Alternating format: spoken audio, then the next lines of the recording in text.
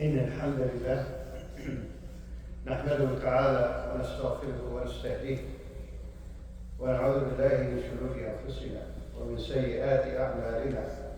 من يهده الله فلا مضل له ومن يضلل فلا هادي له، ونشهد أن لا إله إلا الله وحده لا شريك له، ونشهد أن محمدا عبده ورسوله أرسله الله تعالى بالهدى ودين الحق ليظهره على الدين كله ولو كره الكافرون. نحمده تعالى على نعمائه لا نحصي ثناء عليه، وكما أثنى على نفسه أو أثنى عليه رسوله عليه الصلاة والسلام. نشكره ولا نكفره، نؤمن به ونتوكل عليه، هو مولانا وعلى الله فليتوكل المؤمنون. ثم أما بعد، أحبتي في الله،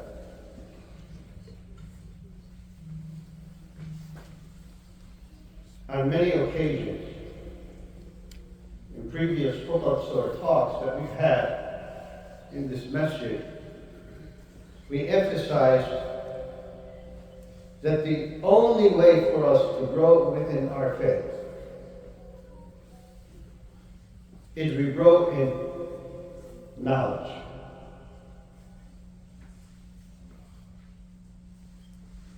Faith itself, as we have mentioned, is not a stagnant stage.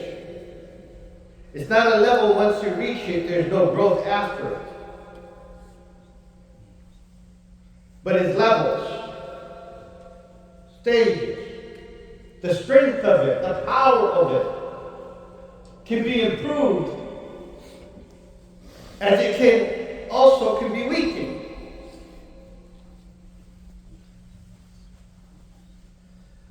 We mentioned that you can strengthen your faith through worship, but there's nothing that can strengthen our faith like knowledge. The power of knowledge is what made us humans different and unique and chosen. We all know when Allah subhanahu wa ta'ala decreed to create man, the angels questioned the concept. And they asked, أَتَجْعَلُ فِيهَا مَنْ يُفْسِدُ فِيهَا وَيَسْفِكُ الدِّمَاءَ وَنَحْنُ نُسَبِّحُ بِحَمْدِكَ وَنُقَدِّسُ لَكَ. Why would you create a man that will cause corruption and shed the blood, and we worship you and glorify you? They looked at their ability of constant worship as a reason of existence in the relationship between them and Allah subhanahu wa ta'ala, while Allah subhanahu wa ta'ala informed them that the concept of worship is a secondary to the concept of the ability to have the knowledge and the ability to understand and comprehend. So what made you and I different, what made you and I superior over the angels, is knowledge. وَعَلَّمَ آدَمَ الْأَسْمَاءَ كُلَّهَا. And he taught Adam the nature of every existence. Asma here means nature, not just the names.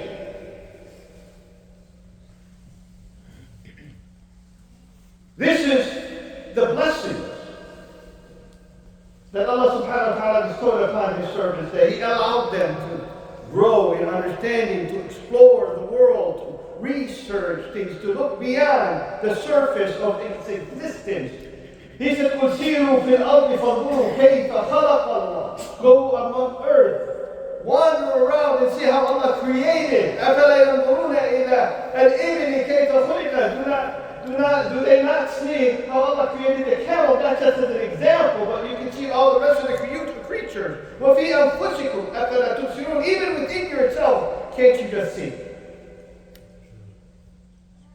The Quran constantly encourages us to look through the universe and ourselves and everything that exists, because that is the way for us to truly believe in Allah subhanahu wa ta'ala. The worship itself, as value as it is not enough. It's not enough. And what I have seen and noticed, we have become dependent on our acts of worship. That's why we don't see it in action in our daily lives. I just recently came from a trip that I did to one of our Muslim countries. What I witnessed in my trip, that is a strong country in belief of this religion indeed. They passionately love Allah subhanahu wa ta'ala and His Prophet. Prayer is part of their DNA every single day. You can hear the impact of their faith through every word that they say by wishing you well and asking Allah Ta'ala to protect you. We see that all the time. And in this country, I saw it even more. But what troubled me as I was there, the lack of appearance of Islam in their day-to-day activities, in their day-to-day dealings with each other. The lack of Islam in their personal approach to life. Even to the extent of their hygiene. The lack of Islam within their ongoing life is very evident. It's missing, even though they're praying every day. And they're already prepping themselves for fasting in Ramadan. Yes, maybe we can see the attire resembles what we believe, but it's hard to find what resembles Islam in their day-to-day activity or how they would interact with each other.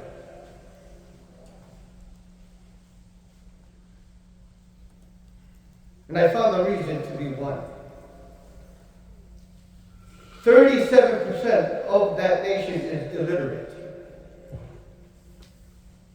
And that's a very conservative number. I believe it's closer to 50% among the males and 65% among the females are illiterate. They have almost zero access to learning if they're females. When it comes to learning their faith, when it comes to learning their deeds, they almost have zero access to learning. How can you grow within your faith if you don't have the knowledge when our faith is built on knowledge? The first verse that ever was revealed and mentioned is Iqra bismi rabbika alladhi khalaq. Read in the name of your Lord who created. That is the first verse in our revelation to say Iqra bismi rabbika alladhi khalaq. So if I have over 200 million people not understanding how to Iqra bismi rabbika alladhi khalaq, how can Islam become a product of their day-to-day activities?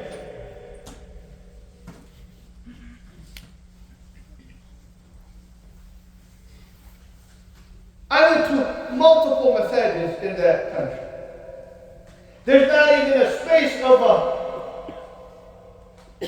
a rat, and please forgive me, for a woman to go to, so she can attend the masjid. Not for prayer or not for knowledge. The basics of Islam was not known to them. One of the most blessed gifts that Allah gave us is this Jummah. We take it for granted. This Friday, this khutbah that we have, this sermon that we listen to is a blessing.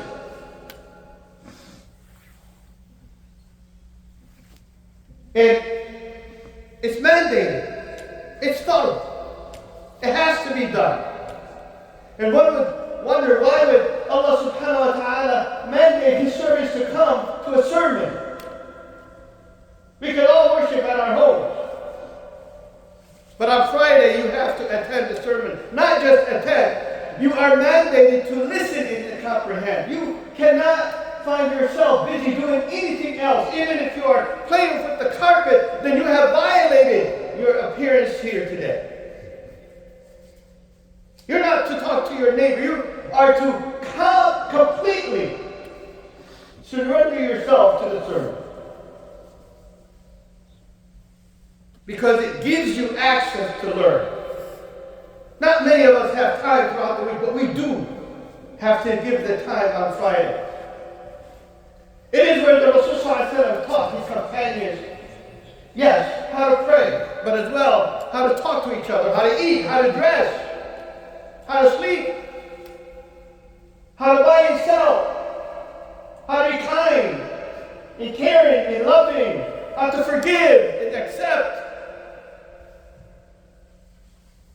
He also encourages them within the sermon to learn and study and explore. Not just religious knowledge, but science and math. We were the ones that started with algebra. We were the first people to build a hospital. It took other nations centuries to have air first after we had our minis.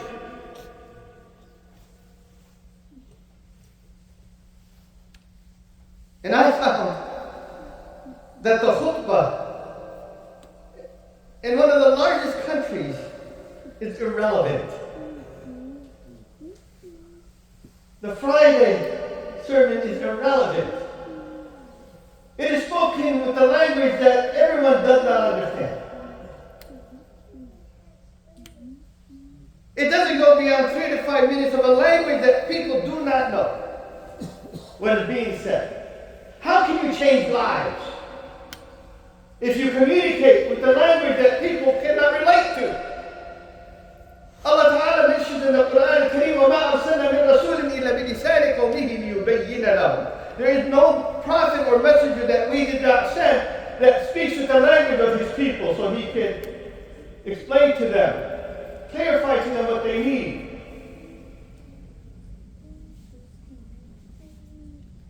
It is shocking that even the males have no access to Islamic knowledge. No access to the Quran and Sunnah. Yes, they are passionate with love for this deen. They will shed tears when the name of the Prophet is mentioned, but they will not have any sweat to show their commitment to this deen based on knowledge and understanding. Many of them live under superstitious beliefs. They even exist in some of the masajids there. I don't want this khutbah to sound like I'm negatively speaking about a country that I had the greatest time to visit. But I found that how privileged we are here in the West to have access to knowledge. For our sisters to have access to come and listen to the sermon. To where our Imam will address us on things that we need on a daily basis. So we can grow within our faith and get closer to the truth as much as possible.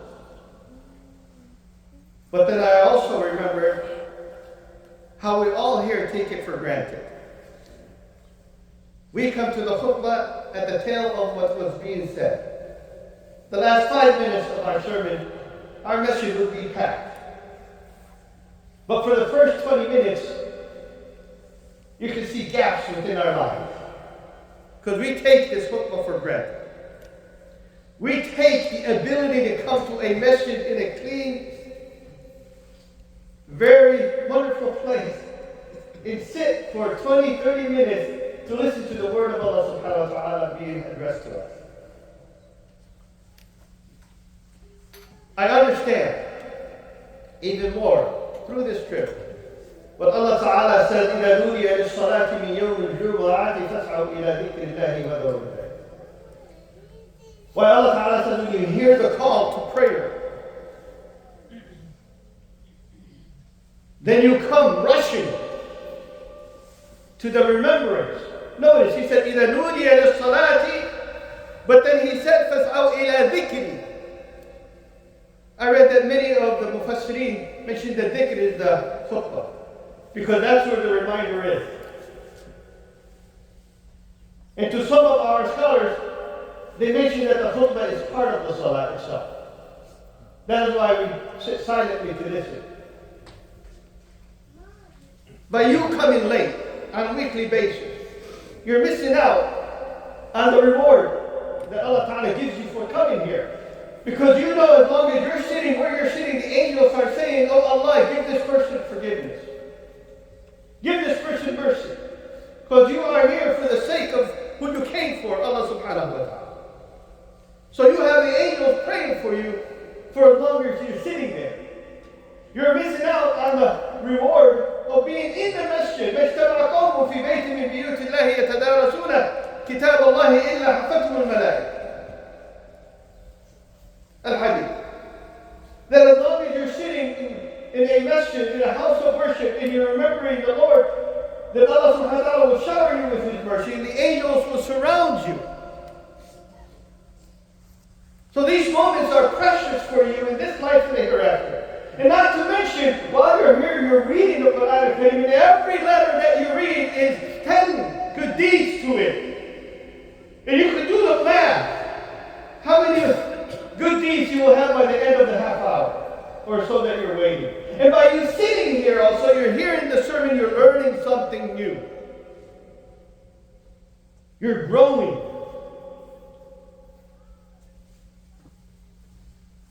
True believers are those who have knowledge. إنما يخشى الله من عباده العلماء. قل هل يستوي الذين يعلمون والذين لا يعلمون. إنما يتذكر أولو الألباب. It is not the same, those who know and those who do not know. How can they be the same? Maturity is a product of knowledge. Calmness and clarity is a result of knowledge. Those who do not train themselves to read and learn, they're surrounded with a very narrow box that they're living in. Knowledge expands your horizon, allows you to see the unseen to you, to explore what you will never be able to reach. And it allows you to dream. And who said dreaming is a bad thing? Dreaming becomes your motivation and inspiration to do better, to reach heights and levels that you might think that you can't get to. It starts with you exploring in the books and the lectures and knowledge that will expand your ambition. And not to mention, when you come every Friday, and you come on time, you walk out, you're a better person for our society. You're a better person for the community. You become an ambassador of what you believe. Because what you are carrying is understanding. And when you understand something, you can articulate that of what you understand. But if you don't, people will not appreciate just what they see on the other side of you, and they will fear you until you start to articulate. That's what the poet said. There are people that when you look at them, oh my God, and then the moment they speak, they either ascend or descend. And many of us just fall off grace because we speak nonsense. So we should not take moments like these for granted. All of our sisters should attend the Friday. I would love to see the numbers of our sisters equal the numbers of our brothers. This whole concept that the sister stays at home, in the midst of the challenges of lack of resources today, is a dangerous concept. And if you're seeking your knowledge through Google search, then many pitfalls will be in your way. And you will be deceived by people that say things that have nothing to do with the truth of the Quran and Sunnah. I was saddened. As much as I enjoyed my trip to that country, I came back with loud sadness that people don't have access to what you have, but greater sadness that you don't take advantage of what you have, which they wish to even dream about. أقول ما تسمعون وأستغفر الله لكم فاستغفروه إنه هو الغفور الرحيم.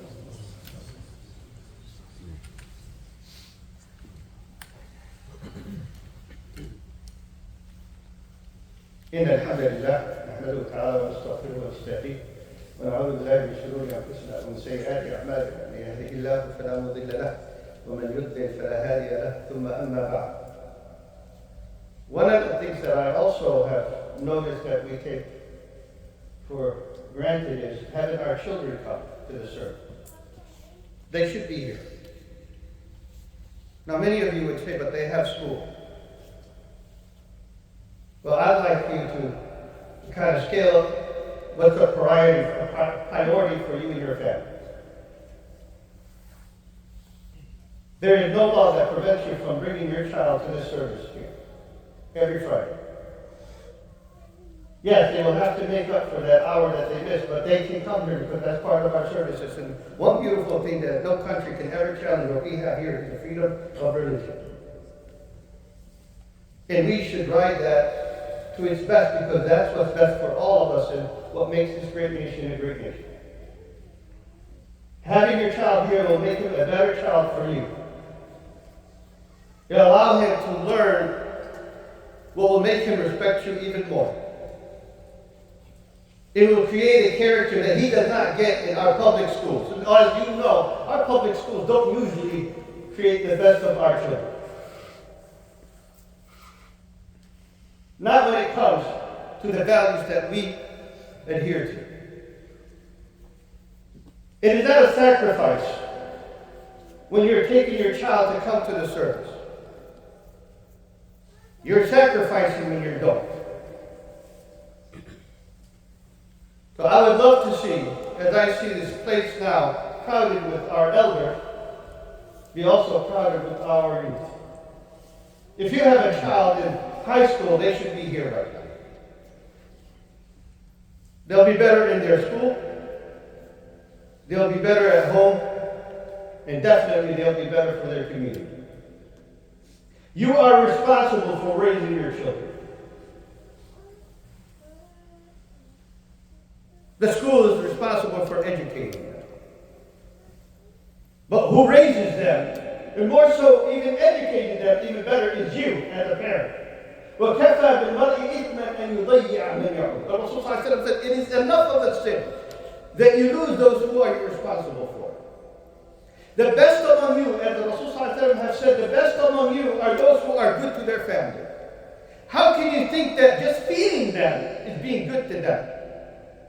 You don't put the meal on the table for them. Because Allah Ta'ala is the one that puts those blessings and bounties into your possessions for you to put for your family. He feeds them as He feeds you. That's what He said in the Quran Kareem. That He feeds them as He feeds you. You don't have no favor over your family because you put a meal on the table. What the favor that you have to, the mandate that you have to do is making sure that your family is walking a straight line in life. And they embrace their faith with honor and integrity. How can they do that when they're not here learning? I would challenge anyone to tell me that they have a 30-minute session at their homes on a weekly basis to teach their children what Islam is all about and what this Quran is all about and what this deen is all about. I probably will not find any hands raised. So at least you can drive them here and have them come. The school cannot deny you. child this is you. اللهم لا تدع لنا ذنبا إلا غفرته ولا هما إلا فرجته ولا دينا إلا قضيته ولا حاجة من حوائج الدنيا والآخرة هي لك رضا ولنا فيها صلاحا إلا أعنتنا على قضائها ويسرتها برحمتك يا أرحم الراحمين. اللهم انصر الإسلام والمسلمين. اللهم انصر الإسلام والمسلمين. اللهم انصر الإسلام والمسلمين. Before I come to a conclusion, there's two things. One, we have a brother who's going through rough financial times in debt, so may Allah subhanahu wa ta'ala ease his financial times and pay his debts. اللهم اقضِ ديننا وديون المسلمين قولوا آمين.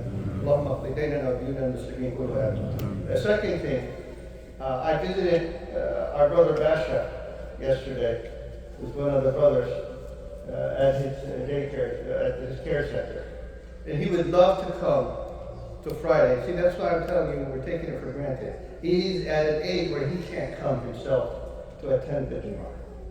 But he was saying that he wants to come to the Jummah. He wants to be in the masjid. But he can't. He needs an electric wheelchair. And I think as a community, if we fail to give one of our brothers an electric wheelchair so he can come to the service, and then I don't know what I can say about my community. But I think we're better than that. So we're not going to do any kind of fundraising for it because we should not be doing that. It doesn't need to do that. But if you, within your heart, want to donate, then please see me after the Jummah. I don't know how much an electric chair costs. Maybe Awal can tell us because he deals with all of that stuff. But if you are capable of giving $50, $100, $10 or so, once we collect whatever amount we collect to buy our brother at the later stages of his life to be associated with our masjid because he's part of the first generation of our community, then we have done our dues and we can put some joy and happiness in his life because the only thing that he sees is the ceilings or a TV in front of him. We want him to see this because he was there 40 years ago when we were not. So whatever you have, if you want to donate, come after the prayer and give it to me, inshallah. We'll give it to his grandchildren so we can buy him an electric chair and hopefully next week we'll see him here with us, inshallah.